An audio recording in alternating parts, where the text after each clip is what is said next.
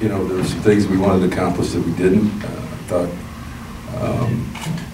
offensively, you know, it's when you sit here, you're critical of both. You know, offensively, obviously in the second half we were much better. Defensively, in the first half we were much better. So, you know, the takeaway from that is, you know, we struggled. We didn't really get in the rhythm offensively too much early. The good news was that went into halftime and came out and scored quickly on a long drive. So that was good to see a team respond like that after sitting down for a while. But you know, we need to really become. We had some trouble with the snap count early, so we've had that in the last couple scrimmages, and really, you know, we've changed the snap count from what Khalil was used to on the clap to more of an audible count, side count. So he's still getting used to that. There's some things we're still getting used to on both sides, but I thought there was some one of the bright spots were our running backs. I thought that all of them competed. I thought they ran hard, and that was a great sign for, you know, to have some depth behind JJ. You know, because he's a smaller guy, you can't play him a bunch of snaps, but there's definitely a place for the way that those guys ran tonight. So that was probably the biggest plus of the night. Defensively, what would you say your biggest plus was? You know, I thought that we were, the first group was physical. We've got to be able to develop some depth out of that second group. And you know, we just talked in there about what the summertime is, what this is about. And between now and August is when an individual, a football player, can make the biggest strides physically. Because of strength and conditioning, because of summer school, because the guys are here, you know, we can take them through programs and with nutrition, become a stronger football team. And that's what this summer's about. And really up front on both sides, we need to do that. And you know, we got to grow depth, but we also have to continue to grow strength-wise. And that's what the challenge is going to be on both sides of the ball up front. What's your reaction just to the fans that showed up? And oh, I thought it was great. You know, I thought the atmosphere was great, the weather was great. I don't know what, you know, what the normal was for the spring game. So, but I thought that it was a great atmosphere, and you know, we appreciated it. I know that our players appreciated it because they were buzzing around before the game instead of it just being a scrimmage, because fans bring in, and the band too, that was good. You know, television, you know, I thought it was about as game-like as you could get. How well have you been received since you've been here from the community? The community's been, it's been great. Tucson's been great. I can't tell you how many.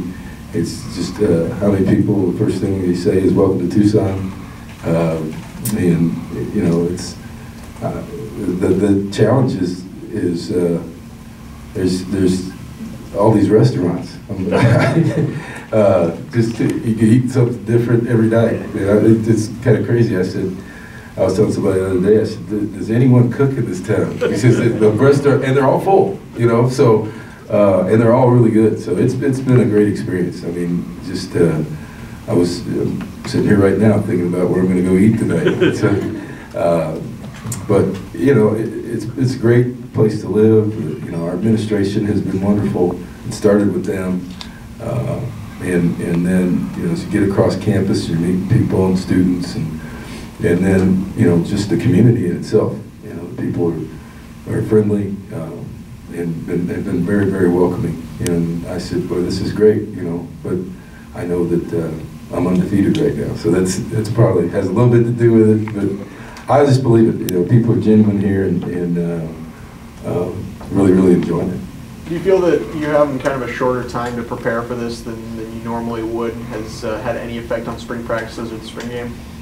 I don't know. You know, January 15th, you know, is that what you're saying? Yeah. Well, I don't really see that because, you know, most universities, a lot of places, school doesn't start till, you know, Martin Luther King weekend, that Monday. So just being hired at that point really doesn't, because you're not doing anything with the players anyway. Does that make sense? Yeah. So I don't think that really has much of an effect on the spring game. And what it did have an effect on, what did have an effect on our preparation, I think a little bit, was the change of spring break. Was a different week this year because we usually start practice a week, go spring break, and then go spring football.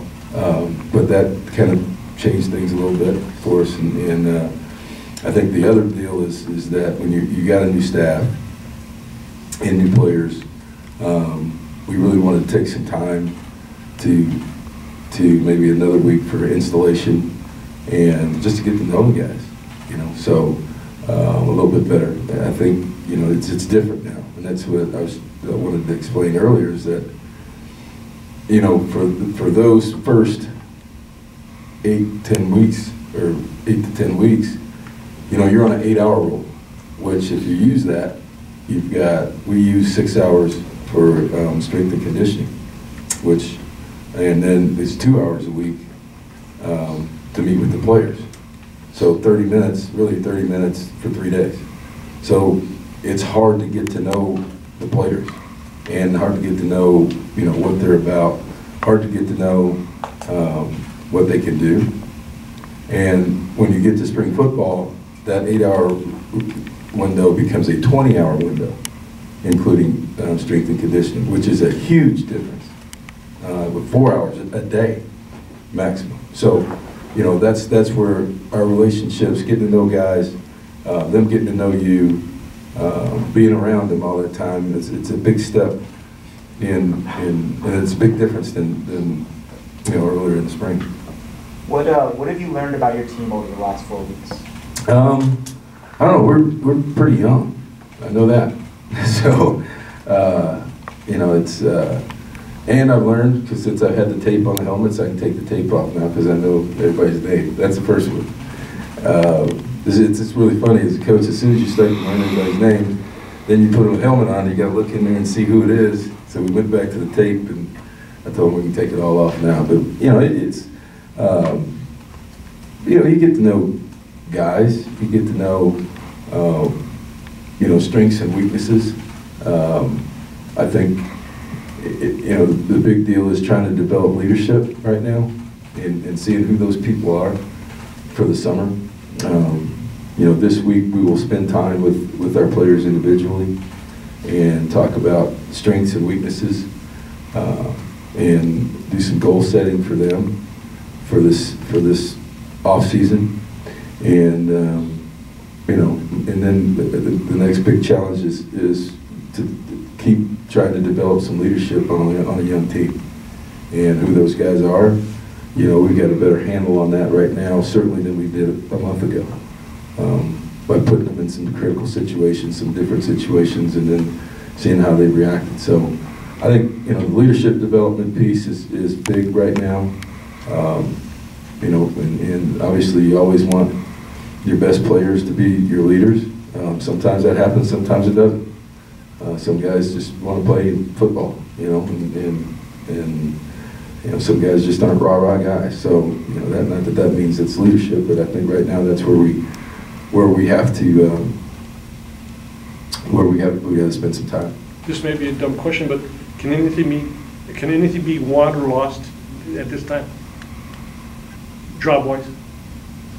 You mean what? Can a job be won or lost at this time?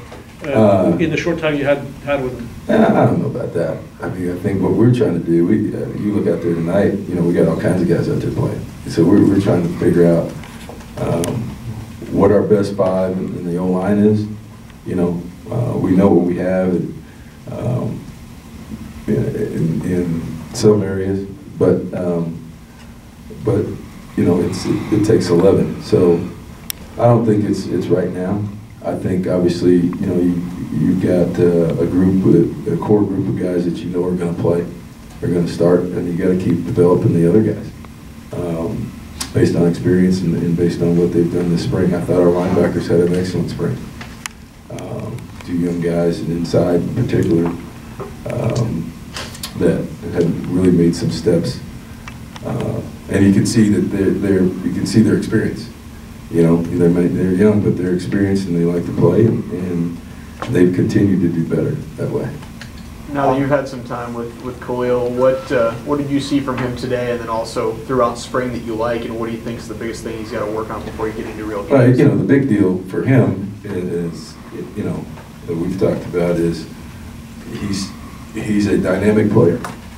He's explosive, and you know, the big thing for him, I think everybody's got to remember, he's only played in 7 games, and so he's not that experienced a guy. Now, there were 7 great games, but they're only 7 games, so he's still an inexperienced player, and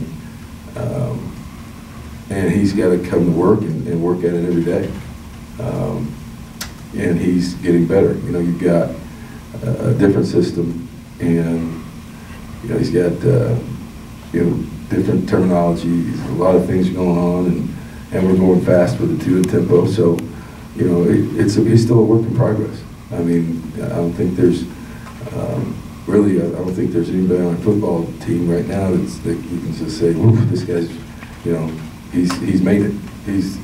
We're here. This is a work in progress, and he's part of that work in progress. What do you need to see from him this summer when he's on his own and trying to get better?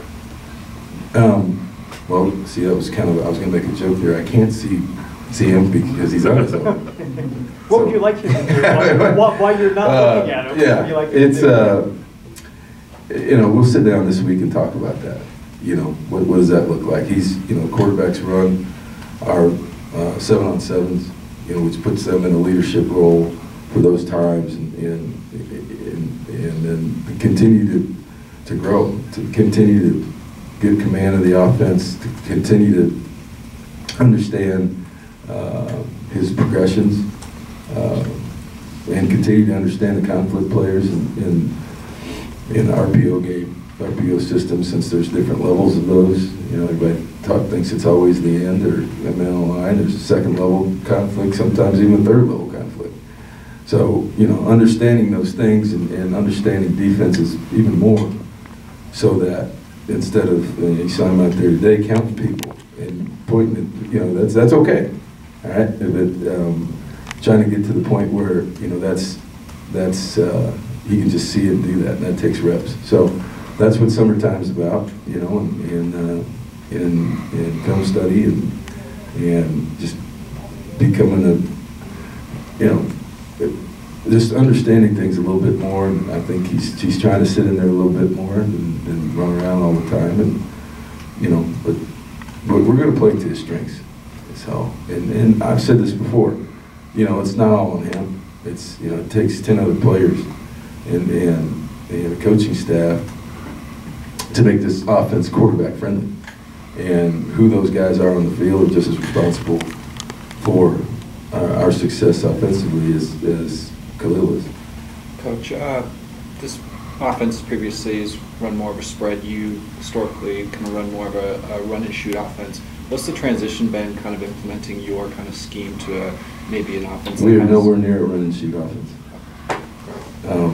That's a different style of football. So, if anything, we're closer to probably what Rich did last year. And I thought that our 2 tight ends that we have in the program right now, we've got a couple coming in here. You know, we're going to utilize those guys. You know, just probably similar to what, just based on some of the video I watched, is based on what they did last year. So it's not a huge departure from offensively from what happened. What it is just, you know, there's a lot of different terminology, and you know, you get to one-word plays. When you go fast, you go to one-word plays, and when you go to one-word plays, it takes a lot of memorization. Just to yell one word and everybody knows what they're doing. And, you know, the quarterback's got to know all those words and what they mean, and sometimes that gets confusing. But that's what, somebody's question, what are you looking for this summer? That's the other piece of it.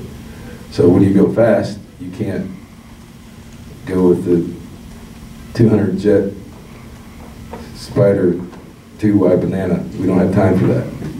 You got to have one word plays, and that puts a little bit more pressure on the quarterback to know exactly where everybody is going with a one-word system. Do you have a building block on defense, maybe a position group that you're more comfortable with than the rest? I said the linebackers I thought were great. They got a ways to go, and you know, you've got to challenge them physically, but they're young guys. They love to play, you know, and you know, since they're experienced and they like to play, you know, we're going to lean on them a little bit, and we did this spring, and they answered that challenge. They practiced every practice and flew around, and so, you know, they got a chance to be that group. Those guys in there got a chance to be a special group.